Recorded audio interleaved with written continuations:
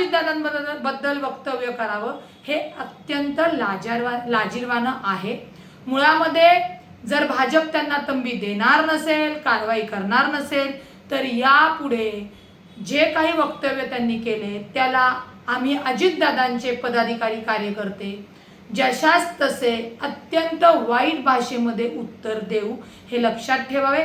तो कोणतरी भाजपचा सुदर्शन चौधरी म्हणून पदाधिकारी आहे, त्याला कोणताही अधिकार नाही, त्याची तेवढी लायकी नाही, पात्रता नाही, लोकांचा जनादर नाही, आणि तो खुशाल माननीय उपमुख्यमंत्री, माननीय आमचे राष्ट्रीय अध्यक्ष यांच्याबद्दल जे वक्तव्य करतोय त्याचा तो जाहीर निषेध आम्ही व्यक्त करतो। आणि भाजपनी अशा ज्या काही पक्षाच्या त्यांच्या मीटिंग होतात त्याच्यामध्ये ही लायकी नसलेली लोक जी काही बरगळ ओकतात त्यांच्यावर त्वरित कारवाई करावी, अन्यथा याच्या पुढे आम्ही आमचं तोंड सोडलेलं दिसेल।